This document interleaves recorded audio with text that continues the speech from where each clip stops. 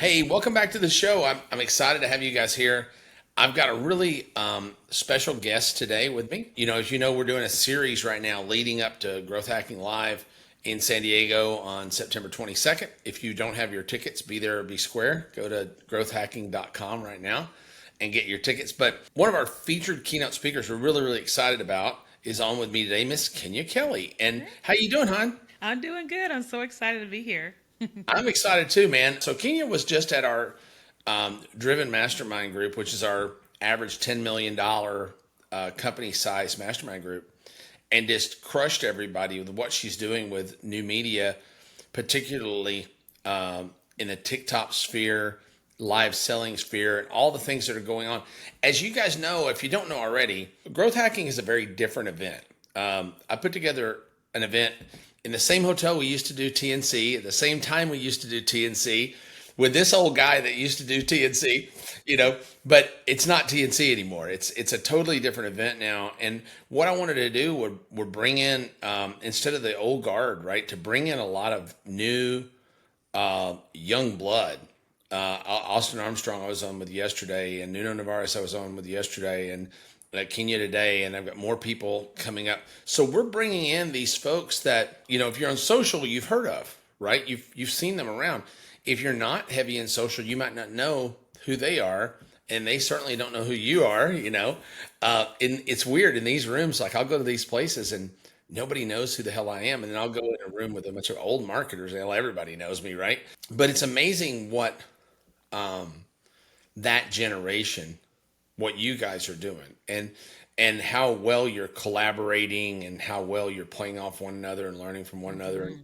it's really nice to see a new group come up. So welcome. Thank you. I'm so Welcome. excited. And thanks for Where are you calling me at? young. I'm 44, but thanks for calling me young. Are you in Houston? Yeah, I live in Houston. Yep. That's what I thought. Yeah, yeah, yeah. That's cool. You're the queen of Houston now. Look, she's got. Dude, maybe we'll get to where you can tell your story about how you became the queen of Houston. That'll be kind Let's of go. I know, interesting. right? That's crazy. Yeah. Yeah. Yeah, yeah. So Kenya's going to come and talk for us. She's a keynote speaker, one of our featured keynote speakers at Growth Hacking Live, and I kind of just wanted to today talk a little bit about what you want to talk about there. And I know like you don't have to. You may not have your topic completely honed in yet, but I'm sure there are certain things that you're going to share. But before we do that, tell us about you, your journey, how you got to here, and why you're so head and shoulders into TikTok. Yeah, for sure. So my background is actually in network marketing, or they would say MLM, multi-level marketing. Back in when I was in college, I got recruited into a company called Prepaid Legal Services, and I only knew about network marketing because my dad was in it, and he was not successful, and so I thought it was what they call the pyramid scheme. But it ended up happening was the person who recruited me was such a good person and leader that he could see all this potential that I had that I just could not see. And he had me reading books and all this stuff. And to the point to where he started pushing me to speak in front of the room. Now, I was not one of those people. Like, don't give me the mic. I'm just not having it. But something transpired. Like he saw something. And Now so you I can't became shut her up. this, It's just yeah, like, I became this like phenom. I guess that's how I would yeah. describe it. Like there's a picture behind me when I was 22 and I was on stage at the international convention and I got a standing ovation. They could not keep the conference Wow. going. And all I spoke to was 2 minutes. And so like it's just something just kind That's of happened. And crazy. when you see that kind of money being made, it changes you. It Yeah. changes how you kind of see the world. And I got into marketing back in 2016 because everybody was using Periscope. And I was like, what is this live video? Like, I don't understand. I wasn't even selling anything. I had a job. I worked for Sprint Corporate, but I knew that there was something happening. And I jumped into the digital marketing in 2016. That's crazy. And you've sold a lot of physical product, helped people sell a lot of physical products, sold a lot of physical product yourself on TikTok, but you've also sold coursework and training and Yeah. coaching and all sorts of things through that Hmm. platform. Yeah. My So main is courses. Yep. do you think that a couple questions. How do you think the rise of AI and automation is going to change the TikTok sphere? And do you think the fact that there is so much automation and AI right now is one of the things that's leading people to more live selling? So I think a couple things. So first, when I think about the business world, like 80% of the business world is still not on TikTok. And so we're like, there's a huge opportunity because they're still just not there, especially with America still thinking it's going to get banned, knowing that it's Yeah. not, knowing that the White House is there. But so when the business world gets there, they're going to have an explosion. But when I think about AI and TikTok, like I am I'm perplexed in a sense because I'm watching how much people are crushing it organically, like with the organic way. But I've started to see like people like Austin Armstrong and them, how they're using AI to do these faceless channels and do these really kind of creative things. I feel like it's going to take a little while, maybe not like years, but it's going to take a little while before it overtakes the organic. But I see where the power of what's happening with the faceless live streamers, right? So you've got some people who are live and they're selling these physical products, and some of them you don't even see their face, you just see their Yeah. hands, and Yeah. it may not actually be a person because you don't know, because AI Right. looks so real. And the only way you really know it's AI is when you can see the person's face. So I think that there's a lot that's happening there and gonna happen. It gets down when you're so much more dependency on the message again. You know, you're back down to almost copywriting again. And what are you saying to people? And what are those caveman triggers that you're tripping over in their brain when you're talking to them? Yeah. So, of all the people that you work with and all the things that you're seeing around the space right now, who do you see just crushing it in that marketplace, and how? You don't have to talk about what their product is or anything. I don't want to, give away somebody's secret sauce. But how do you see them crushing it? And is this a platform that can be used for? I know it's live is largely physical product, but is there? How do you use the TikTok space for digital product? Yeah, so I've been selling digital since I've been there, for the last 5 years.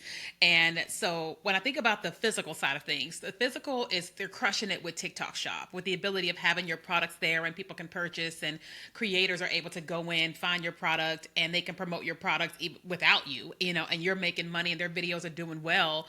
But also you or the creators are able to go on live stream and sell. Like one day I had like 30 products in my house and I set it all up in the back like I was on QVC, and I was selling all these things live, and it was remarkable because people were able to see me.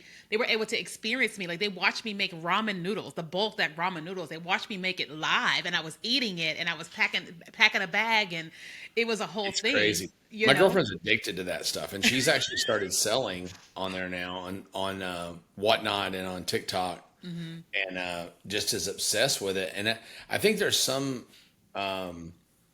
genuine nature. There's some authenticity that comes out of that live selling environment, and there's so much Yeah, excitement to it. People putting candy in boxes. It's just nuts. yeah, Watching, if you've not watched this yet, by the way, it's quite a phenomenon to go to yeah. Whatnot or go to TikTok live selling or Instagram live selling or whatever. It is nuts to watch what these people are doing, because some of it's just, hey, I'm putting garbage in a box and just you guys keep bidding on it. We're going to sell it. Yeah. And it's one of those things, like there's novelty to it right now. There used to be, I remember when I'm old, so when the web was very new, you've got mail was like, oh, that's exciting. I've got Yeah. mail. Now you've got spam. by the Okay. thousands, right? Nobody, there's no novelty to that anymore. So there's a lot of novelty right now. So I know that one of the things I think I try to get across with people with AI, everybody's trying to figure out how do I automate a process with AI, and I think that's important. And there are process automation tools like N8N and things like that where you can work out these workflows. But I use AI a lot more to help me think, to help me strategize, to help me come up with ideas, to help me analyze my competitors. Do you do a lot of that? Oh yeah, so I do it all the time. Well, I just did it about my therapy, my diagnosis, and it was so helpful. But I recently was like trying to hire social media manager because like we've hired over the years, and we've always got them and lost them and got them and lost them. And finally, I went to AI and I was brutally honest, and I told him about this is who I am, this is what I do, here's who I've hired, here's why they're not staying. And AI was like, because you're a high level strategist and you're hiring low level people, expecting them to give you this output output, but that's not going to work. You've got to pay people this amount and this amount to get this result. And I was reading this like, and then once I changed the job description, the people that have responded, I'm just like, whoa, oh my God, you know? But then in addition to that, when I'm coming up, like right now, we're in a launch of my course, and I was coming up with my content strategy for my ads and all that. And I said, Kenya, give AI everything and see what ad copy would it write? What would it say as text on screen for your graphics? And when I gave it all of my ad copy, it was amazing. And of course, I revised it. And then when they gave us the graphic ideas for the videos and all that type of stuff, some of it was really amazing, you know, because as a business owner, sometimes I'm in admin mode, sometimes I'm in creative mode, but if I give it my creativity, it's always can give me like creative ideas. And so it has changed the game for me when I'm coming up with content, when I'm helping my clients, because sometimes I'm working with a lot of people, even people in Driven, who are, you know, bringing their brands online for the very first time. And we've spent time on the calls with them, just talking, letting AI transcribe everything. And then I've taken the transcripts and I put it into AI, and I've talked to AI about how I see this person, their business, their brand, and here's a transcript. And AI has said, and I said, well, don't give me the strategy, but just tell me this is who this person is and who they say they are. And I've given it back to the client. The client said, oh my God, no one has ever got me before. Yeah. And so seeing that then gave me the opportunity to come up with a strategy, because I needed to really, really dial in what that person has said. Because sometimes on an hour call, it just goes, you know, all over the place. Yeah. That's crazy. So your business now is largely that of a consultant or an agency that helps people with TikTok. Yeah. Well, so mainly what I do is I teach people how to build their brands on video. So whether you are trying to do video and you're trying to do short video, and you're trying to do LinkedIn video or Facebook Reels or TikTok or Instagram Reels, video was the same, but most people just don't know how to come up with their message and how to like put it out there, right? Yeah. And so once I'm teaching somebody video and bringing their brand on video, then we go, okay, which platform do you want to be on? And if they say LinkedIn, I'm like, okay, you still have to understand what a hook is. You still have to get to the point, you know? If they say TikTok, I'm teaching them the authenticity. If they want to be an influencer, I'm teaching them how to be an influencer. But if they're trying to sell physical products or digital products, I'm teaching them what that looks like for them, because I feel like video is the same, but most people don't know how to bring themselves to video and get their audience attention. They just start talking, and it's like, nah, you got to get to the point. I was talking to Kasim yesterday, and he was talking about how each Here. social media platform kind of has its own ethos. You know, Mm-hmm. while yeah, the message is the message is the message. Each platform, you know, you can be more polished and professional on LinkedIn. You got to be raw and authentic on TikTok. You got to be more photogenic on Instagram. You got to be more instructive on YouTube. So they're all a little bit different, Yep. but you're right. Like the structure is the structure is the structure. And I think so many people, you know, I do it. You know, I decided to attack YouTube because I got thousands of hours of video of me talking in different Yep. places. So I'm like, I'll cut out these, you know, chunks and these nuggets, and that'll be Mm-hmm. my YouTube presence. And it sucked. And when, you know, sucked, like I hundreds of videos over there, and it's like 112 views, 258 views. Man, it sucks. And this is good stuff, you Yeah. know. Yeah. But when I sit down and I frame up a video properly, you know, with a 3 second hook and a lead and you know, and a pivot and the whole thing, four or Rocket. 5,000 views, you know. Mm-hmm. So it really does matter the structure. You know, it's like everything else. I always said in copywriting, the one thing everybody gets wrong with copywriting is the order. Mm-hmm. You know, the sequence of things. The sequence of things. Most bad copy is not necessarily that bad. It's just oftentimes out of sequence. Mm-hmm. And I think that people with video are doing the same thing, because you can be an ugly ass influencer. And look at this guy, right? Here's a guy, you know, you can be an ugly ass influencer. You don't have to be good looking. You don't have to be young. You don't have to twerk. You know, I can twerk. I mean, most people don't Me know too. that, but I can totally twerk. You know, I could just hit it, you know. I was actually at off in a story. I actually went to a Pop That Booty contest many years ago in a little town in Arkansas Oh with my a God. buddy of mine. And oh my God, I never had so much fun in my Oh, that's entire hilarious. life as I did at this little hole in the wall bar. They had a pop that I think they said something else. I won't say it on, but they had to pop that fill in the blank contest, Yeah. and it was like $1,000. And let me tell you, these girls were serious about winning that My $1,000, dude. God. I ain't lying now. It was crazy. But yeah, it's funny. I've been using that term ugly influencers for a while now because Hmm. I see a whole lot of people older, uglier, fatter, dumber, etc. than me. You know, what do you think it is that I was talking to Austin, and I don't know if you've made this pivot completely or not, but it seems to me like people that I know pretty well, like Alex Hermosi, which everybody's talking about right now, and um, Cody Sanchez and a bunch of others. They just made a decision one day. From now on, my number one job is that of a content creator, Hmm. and if they invest in that, like they would invest in paid media, it's a slower start, but boy, the payday pays off for a really long time, doesn't it? Hmm. Yeah. Yeah. Hmm. Did you make that decision? Did you one day just decide I'm gonna try to let everybody else do everything else and I'm just gonna spend all my time making content? Have you been able to do that yet? No, not yet. So that's what I'm actually pivoting in right now, and why we're hiring two social media managers, because for the last 5 years I've been doing the way that we've all done it, and I also using TikTok and stuff like that. But I had this like epiphany, like I'm a Jesus girl, and so I'm often like praying like I'm missing something. And the other day when I was driving to Austin for a TikTok event, it hit me. The world has changed. The influencers have changed. Influencers are no longer just these young people. It's no longer just people who are influencers. It's business people. You are an influencer because you have a massive following. And I was like trying to wrap my mind around it. And it was like, you've got to start teaching people how to build, how to be content creators, not just how to sell their products and services, but how to be content creators. And I was like, oh, yeah, because the thousands of people who come to me are like, how do I sell this? But how do I work with brands? And I'm like, so now what I've said to myself is we're bringing on two social media managers full time so that they can turn me into Alex Hermosi, content creator, like Just the make content. Yeah, yeah. and you got to have something to say. I mean, I think that's Hmm. a problem. A lot of people decide, well, I'm just going to go put a bunch of stuff online and I'll get famous, but you don't have anything to say, right? Right. It's funny because I'm older, right? I have an everything old is new again kind of thing, and honestly, back in the day, I worked with a lot of people that did television media, and I worked with a bunch of the television networks, right? And Hmm. CNNs of the world, and Fox, and NBC, and CBS, and all that. And what's interesting about them, I think this is what's going on now in a weird nutshell. So we started off in social media really with Twitter, Facebook, and Twitter, right? That was social, right? Yeah.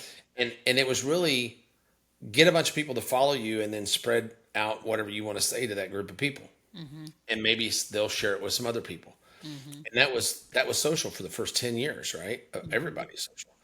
And then along came Instagram and changed that a little bit with, well, we'll let your stuff be discoverable by other people. Hmm. And then TikTok hit the scene and just blew the roof off everybody Hmm. by saying, basically, we're going to give you more of what you already are thinking about today. Hmm. And their algorithm had to change so that they had to have authoritative channels on particular subjects. It's funny, like I own a survival business, survivallife.com, and we have content that'll sit around for the longest time and get very few views. Like, let's say, how to survive a flood, right? Hmm. And then all of a sudden, there'll be flood somewhere, and all of a sudden, my content and social gets a spike. And I realize why that is. If you work with the networks like CNN and Fox and those guys, when there's a thing that goes on in the world, they have a Rolodex of people. Oh, wow. So they have a Rolodex of people that are geologists. They have a Rolodex of people who are environmentalists. They have a Rolodex of people who are, Supreme Court legal experts. They have a Hmm. Rolodex of people. And when a story pops up, they start going to the Rolodex to find their people to be on camera because they need to fill the void of that thing Yep. right now. And I think that these algorithms are operating exactly the same way. And I think it's the reason why, if your content today is very timely, you're going to get a lot of play. Oh, But yeah. also, if your channel is authoritative on that subject, you're going to get even more play. And I Hmm. think that's one of the things people have been talking about. I'd be curious to get your opinion of, like, how important is the focus of your channel, the authoritiveness you have in a particular vertical. Yeah. So one of the things to think about is think about the person on the other side of the screen, right? So if you're going to talk about, let's just say curly hair, because I have curly hair, right? Well, that's great. I'm talking about curly hair. But what we want to have happen, the person on the other side of the screen, when they're trying to figure out their curly hair, they're like, who is my curly hair guru? Right. Right. So all the women over 40 started hearing about perimenopause and menopause. They're like, who's teaching about it? Well, Dr. Mary Claire Haver, because she started coming on talking about perimenopause and menopause. Now she is the guru. So when Oprah decides to do this whole documentary and all this stuff, what does she do? She found the gurus who this is all that they talk about. So when you are building whatever it is you're building, it's important for you to go, what do I want to be known for? Like, so when you think about Alex Hermosi, I mean, obviously right now we're all thinking about the $100 million launch, but we also know that this man like launches, he knows how to grow Right. businesses, right?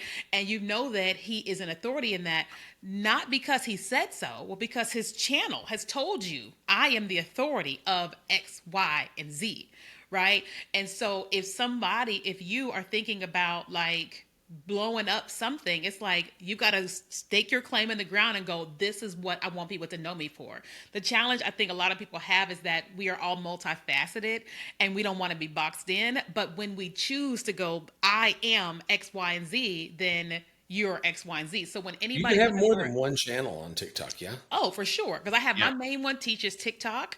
My second one is me as a 44-year-old influencer in Houston, right? And Right. so what I'm experiencing now is that everybody comes to my TikTok channel to learn TikTok, and people come to my influencer account to go, Kenya is going to do Kenya and be Kenya and all that type of stuff. And I'm making money on both.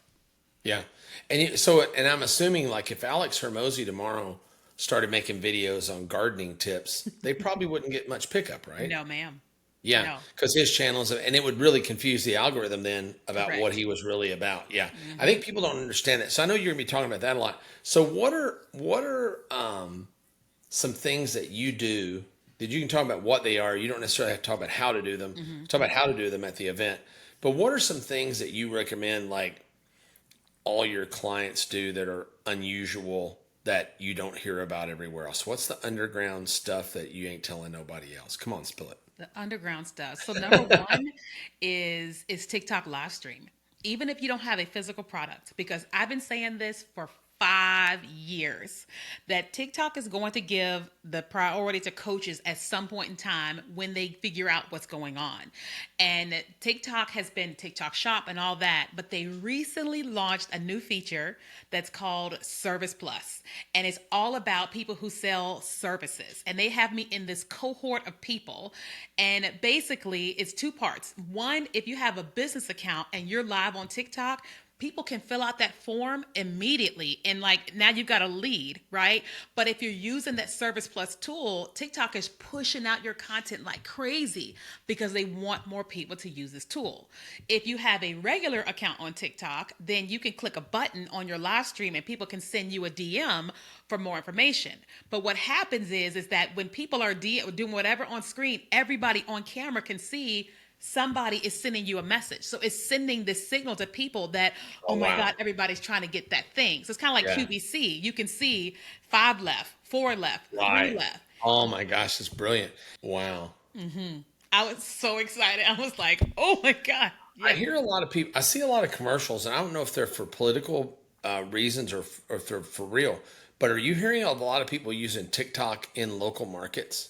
Yeah. So TikTok has been Because they're pushing that. promoting that as being a big deal. I just Mhm. wonder if it really is a big deal. Do you think it Yeah. is? Yes, it is. So for the longest time, people were having a hard time with geo targeting for TikTok because it's such a global platform.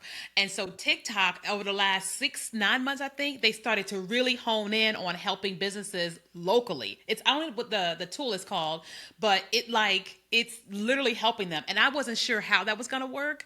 And that's why when I started my second account on Houston and started building that friend community, I said, well, let me try this. Let me target Houston with my hashtag, but also just tagging Houston. And I've blown up in Houston because they're intentionally going like, because TikTok recognizes that they can make a lot of money, but they're like, well, how do we help people locally make a lot of money? So now they have that where it's working I think they extremely need to well. improve their image too. in America. I think they're trying to make their Yeah. image good, so they're going to say, my bicycle shop depends on TikTok. Yeah. Yeah. Please don't take it away from me. I think it's yeah, that's amazing, awesome. Well, I can't. I know you and Austin and a bunch of other folks are hobnobbing and sharing ideas. So I'm sure you're Hmm. going to be cooking up crazy stuff to show. He's doing some nutty stuff. Nuno is doing something absolutely insane from stage. Oh my So a gosh. bunch of people are going to be able to actually leave his presentation with a physical thing that they get that's incredibly useful to them. So I'm Oh sure my you'll bring the gosh. heat, girl. I know you Yeah. will. You know it. You have a natural talent for rallying the crowd, but really generous in what you give them. So I appreciate you being here so much. Well, if you don't have tickets yet, go to growthhacking.com and get your tickets right now for the 22nd in September. We're going to have a full house out there. It's going to be a lot of fun. We're doing something you probably don't know what we're doing yet. On the second night, we're doing a vibe-a-thon where we're going to have hundreds of people vibe coding in the VIP room, sharing their software that they're building, What? while investors and marketers hover around to cut deals with them and all that. So it's going to be a lot of fun. Wow. That should be a lot of fun. San Diego overall, that time of year is just Amazing. breathtakingly beautiful. Everybody's going to enjoy it a lot. I know you'll have a ball there, and I'll enjoy seeing you. So, any last things you want to tell people? Any teases you want to give them before we go? I would say if you don't have your ticket, you've got to get one. Like it's just gonna like you already know what you should be doing from a marketing standpoint, but you need the house, and all the brilliant marketers are gonna be in the room for those 3 days, and so you got to get there. It all happens at the bar too. The money's all made at the bar. Yeah, yeah, You can learn a lot in the rooms, but the deals that are made and the people you meet are in the VIP room in the bar. So, for sure. Ken, thank you so much for being here with me today. I appreciate it, dear. You're absolutely lovely. I'm so Thank glad that you. we had the opportunity to work together. You were amazing at Driven. I know you'll be equally as amazing at Growth Hacking, and I can't wait to see your presentation. Thank you so much for being with Thank us you for today. having me.